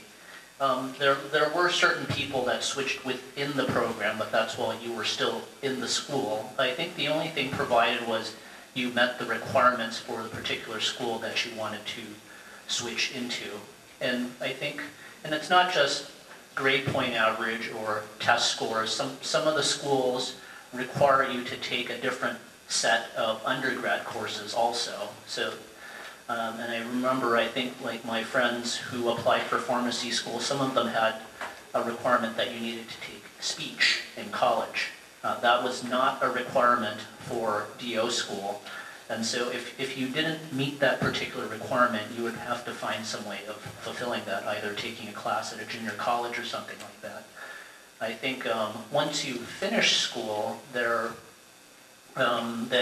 you're kind of almost stuck into doing the whole program. I know that At the place where I went to podiatry school at Barry University, they have now established a program with the DO school where I went to that if you finished the podiatry school, got your DPM, you would only need to go to DO school for 3 years, so it reduced it by 1. And I think there are other schools out that like that will give you credit for probably a year, some places maybe 2. But that's about it. And I think once you get into medicine, like once you become a doctor, like if you wanted to switch specialties, you would need to do the other residency over. So. Stephen has some add-on. Yeah, I want to ask something. I think what helped me when I was in college was that I was working at a research lab, and then I got a recommendation letter from that. She was a physiology professor, and she wrote me a very good recommendation letter because my grade wasn't good. But then the counselor at the college told me that, wow, this is the best recommendation letter you can ever get.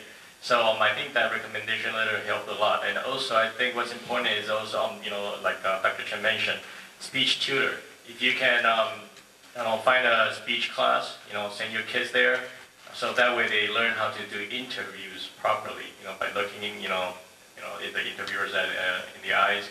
And then also, I also want to tell the parents and also the kids. Nowadays, I think health professional is it's a service-oriented professional.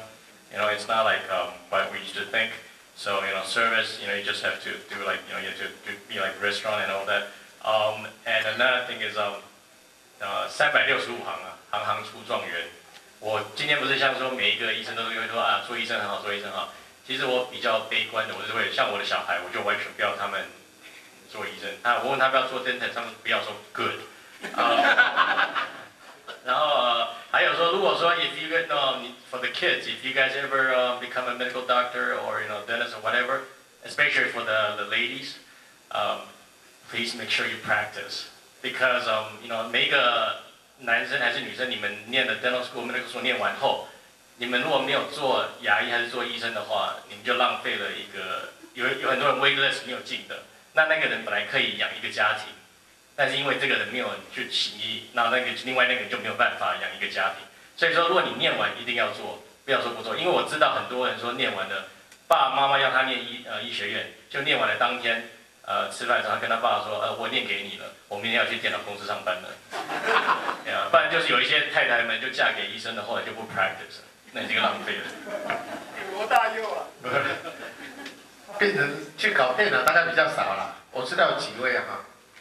真的是为了父母亲读的啊，就是他 prove 说，别家的孩子可以进医学院，我家的孩子也是可以。他很了解父母亲，就父母亲以他为荣。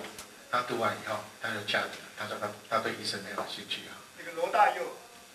所以这是有一点 waste 的啦哈。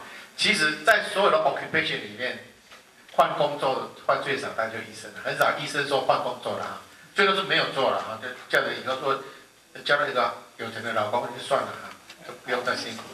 不过总工作大概医生换别的行业大概很少。Okay, next question. My question is regarding the application to the medical school. What do you talk about in activities, paragraphs, what you do or what you did or what you learned? Anybody maybe for two outside? I don't know.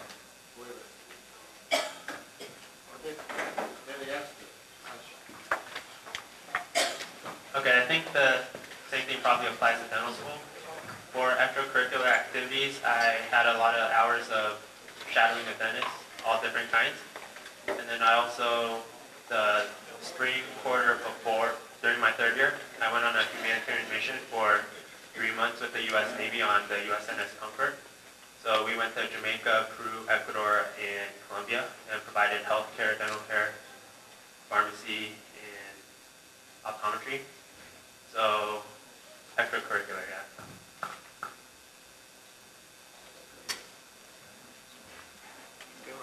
Okay, next. I don't think I got the answer. Huh? I didn't get the answer. What you did or tell you from the other side, as I'm looking at an application, if I'm looking at someone who can do something different, and it's very hard, very subjective. If what he just said is something different, not every student can do that. That's something different, something out of the ordinary. If I ask you, what makes you unique? That's what I'm looking for. And it has to be consistent with your personal statement, with your grades, everything that you're looking at. If you're looking at activities, if you just join the tennis team and you're just part of the tennis team, well, you're just part of the tennis team. But if you are the team captain, that tells me maturity, inter-networking skills with other people, organizational skills, time management skills. You know, just simply listing what you've done isn't enough. You actually have to tell me what you've done. So if you're a tennis captain, you have to tell me how you resolved conflict. Okay? You have to tell me what about being team captain helps you to become a doctor.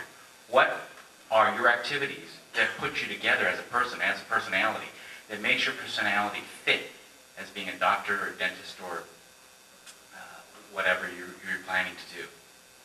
Does that answer your question? Very good information. Next. Okay, my question is related to to be a dentist. So maybe Dr. Huang can answer my question.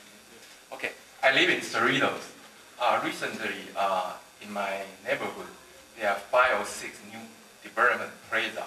Every single plaza have a new dentist office open, and unfortunately, just next to a laundry store.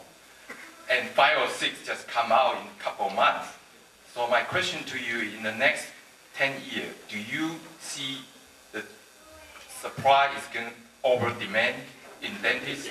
Because not everybody has a tooth, you know. and second question, sorry.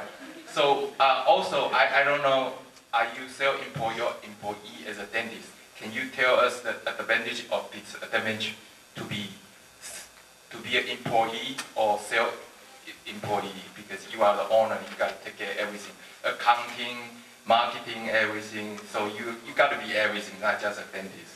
So why so many people come out to open a dentist office? I just have those kind of concerns. If you can answer my question. Thank you. Because most people have 28 teeth. Actually, being a dentist is not bad. You know, think about it. You know, you start looking at kids, you start doing fillings. As they get older, they still have more problems. You do root canal, you do the crown, and then missing a tooth, you do a bridge, and then start missing this, and you start going. And then you can also learn how to do braces, and after that, you can do implants. So, you know, you can start, you know, start making money when they're young. No, but for real, I don't know why, but my dad asked me the same thing when I was in dental school, because before I went to dental school, he never realized there were so many dentists around the blocks, and until I went to dental school, he started looking, and he told me, oh my God, there's so many dentists. Yeah, exactly. But, you know, it depends on the population. A lot of dentists, they go to Arizona, and then they actually, the pay is a lot better there. Okay. And talking about being self-employed, yes, a lot of headaches. When I started, I was working as an associate. I just went to work from 9 to 5, and then when I left that office, I didn't have any. I don't have to answer any calls, any worries. But when I started having my own practice, I have to answer calls, and I have to worry about patients and this and that, and also worry about staff. My staff just told me she wants to go try another job, so I have to find somebody else. A lot of headaches, and also about rent, and then a lot of things, and then supply and demand. I think there will always that many dentists, so you don't have to worry about it. If you're good, if you're sincere, if you care, they will be there. And if you don't care about them, doesn't matter what you do. Well, thank you. My question is about decision. I think from the panel, the consensus is the medical doctors have no life. They don't have family life, and yet many doctors I've seen, they continue to send their kids and their grandsons to medical school. So my question is, if a kid wanted to be a doctor, yet he wanted to teach and he wanted to write and have his life, is it still possible? Can you find a path for these kind of people? Well, I think well, to answer your question, I think it has to do with your philosophy. If your goal at the end of your life is to be happy, then it's just going to happen. Whether you try to control your kids or not, you have to understand you can't control your kids. You tell them how to hit a ball, they won't hit the ball the way you want them to. You tell them how to eat, what to eat, they will not do it. They'll do the exact opposite. So you have to trust yourself as a parent, and this is my personal feelings, so this has nothing to do with anything. You have to trust yourself as a parent, and trust your fact that you brought up your kid the way you want him to be brought up, and you think that he's going to think about it. To answer your second question is, as a physician now, most physicians are becoming employed. When we took the Hippocratic Oath, we said that medicine cannot be influenced by finance. But now with healthcare reform, if you do not understand finance, you can't be an adequate physician. Your reimbursement is tied to patient satisfaction and to reimbursement and quality of care or quality management. If you can't do it all, it's very hard to be a physician. That's why most physicians now are going to be employed, unfortunately. So to answer your question, you can have a life, you'll be busy, and as a parent, you'll be proud, but it's your child's life. It's not mine, it's not my wife's. We're not living our life through our children. It's their decision. Whether he's going to be an insurance person or a basketball player like Jeremy Lin, or somebody else, it's their life. I have to let them live it. Is it still possible that they be a doctor and be a researcher and teacher at the same time? Well, that's why those jobs like dermatology, PUCA, that anything you can adjust, you can control your time. You can control your time. If you have more spare time, those jobs are not easy to get. So those are the most demanding positions, like dermatologists. Today I want to just open my office for 4 hours, that's it. And rest of the time of mine, I want to draw in, play piano. So, but usually, 我认为聪明的人如果你真的是你的儿子是一个人才其实他可以 handle 很多事情。你在 high school 里面有没有看到？哇，考试都 straight A， 那 violin 也是很会弹 ，piano 也是很会弹 ，speech 看起来是第1名，所以你不要替他担心。如果真的他是人才的话，他自己可以 handle。来 next。 So right now I'm a college student, and so I'm thinking about applying to. Turning on. Up. Oh, okay. So I'm thinking about applying to either med school or DO schools, and so I have a limited amount of time throughout the day, throughout the year, and so I was wondering the importance of working at a hospital as opposed to doing research in one of the science labs on campus and trying to publish a paper, or probably doing some humanitarian trips. So how would you rank the importance of those 3 things when it comes to applying to med school or DO schools? To answer the other gentleman's question, as a resident, your hours are now limited. You can't work more than 12 hours under certain shifts. Whereas before, when I first came out, I would work 36, 40 hours straight. Now you can't work more than 12 hours without having 12 hours off. So you can have a life as you're training. To answer your question as far as ranking those things, if I was looking at an application, a candidate, if I knew a candidate had published something, that's number 1 for me. Okay, if you publish a paper, do research, publish a paper, that's number 1. Just simply doing research isn't enough. You got to take it to the next level. You got to add in. If you can do all that, it's even better. If you can volunteer at a hospital, work at a hospital, that's good. If you do humanitarian things, that's, to me, if you just do the humanitarian issue, like going on a mission or so forth, most of us have gone on medical missions, and we know that you do good work. And it's very hard. It's physically demanding. But, like I said earlier, half a medical school is books, half a medical school is clinicals, and as an intern, you're supposed to take those 2 years of academics and clinicals and put them together and apply what you learned. I think doing the research and publishing a paper, because not anyone can publish a paper.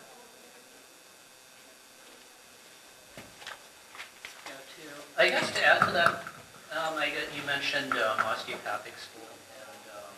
And, osteopathic school is probably a little bit different from the MD school because a lot of MD schools are more research oriented. So potentially being involved with a project or writing a paper may be more useful. Yeah, it will be useful for an osteopathic school. It will impress them, but I think but to differentiate yourself, you would want to do something related to osteopathy, like if you spend some time with an osteopathic physician,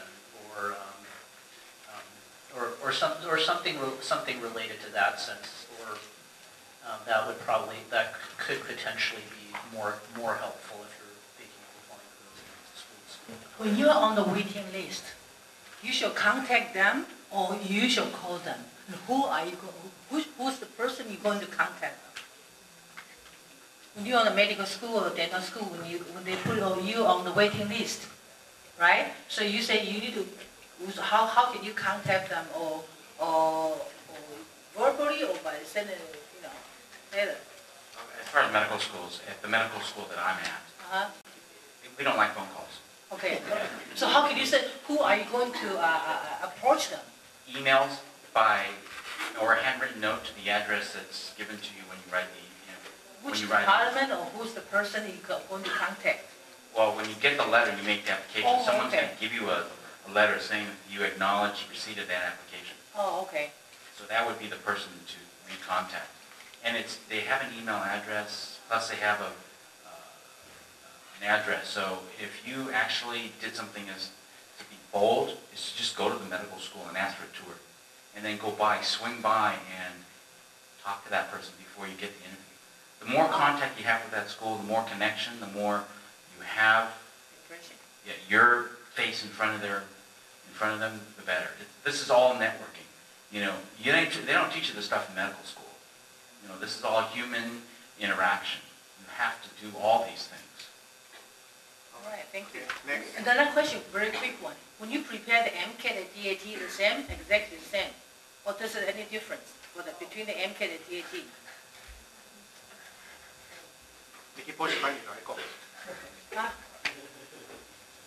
There's a difference I know there's a difference between the format and the type of questions also, and the subjects covered.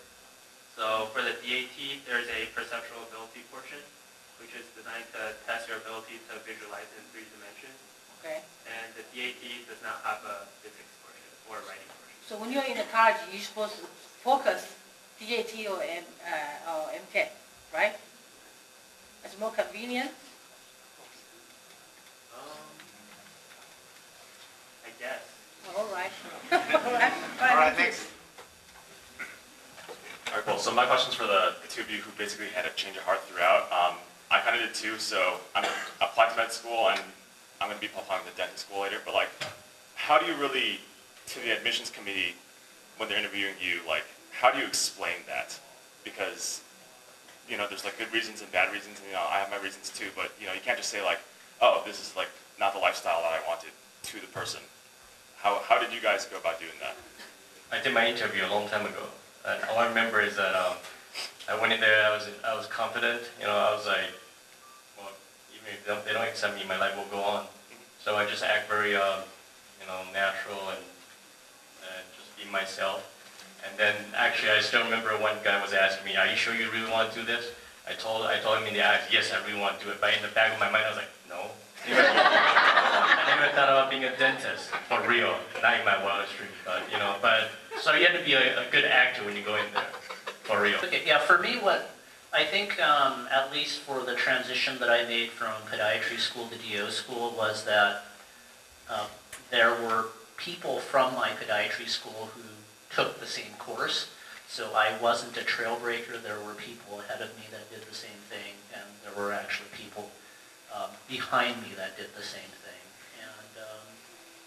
And I think the osteopathic school I went to has had a good track record with those people prior to me. Like the people that went to podiatry first did well at the school. They were typically the top students in their class. And so the goal of most of these schools is they want someone to do well and to graduate, and I think in my instance, that helped me, and I think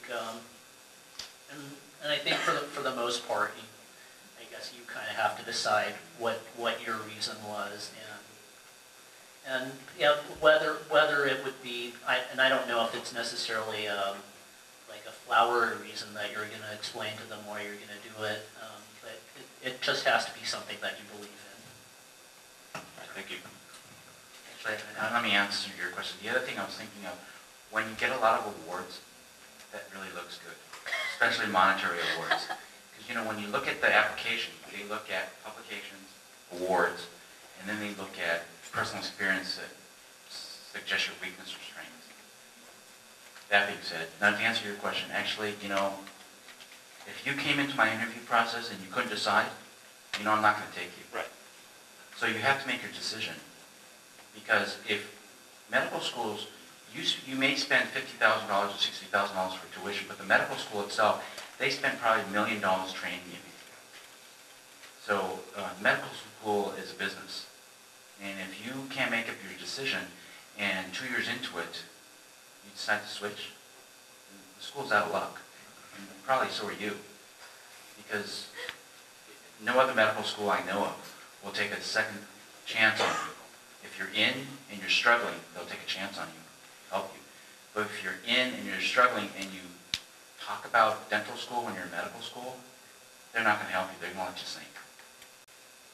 I'm sorry, I'm really not a mean person. Okay, last question, right? No, last question, okay? You know, I have a question. One of my kids might go, going to the foreign medical school after the high school. He's thinking after he's graduated and come back to the United States, what's the chance for his residency to apply? Okay, at Kaohsiung Medical School, there's people I know who have gone through high school and then an 8-year program, or a 7-year program at KMU. If you do very well on the USMLE, 1, 2, 3, there's no difference. You have to do very, very well. If you do mediocre, that limits your residency slots, residency specialties. No one wants a neurosurgeon that's at the bottom of the class. You want a neurosurgeon that's at the top of the class. If you think about it in that fashion, you'll understand that if you go to a foreign medical school, you have to be better than everyone else. Yeah, and then come back here. Yeah. He think he has no problem to pass the board exam, part 1 and part 2, but he's thinking, what is the chance for him to apply for the residency in the United States? Well, there's things that you have to do, and this is not to become a doctor. Yeah, compared to the last 10 years, it seems that now it's more difficult to apply for residency, or it's still the same? It's more difficult, but again, if you plant your seeds there, if you go to that residency position, if you do research there, if you do something, it's hard to just pick up a file and say, oh yeah, I like this person. But if you pick up a file and say, oh, this person has been around this place, this person has talked to me before, it's much easier to get a feel of that person. It's much easier to get a feel if that person's going to be successful in your residency program or not. Yeah, and also he got a chance, either apply for the bachelor degree in medicine, and also the master degree in medicine. So should he finish the BS in medicine or master in medicine after he come back to the United States? It's more easy to apply for residency.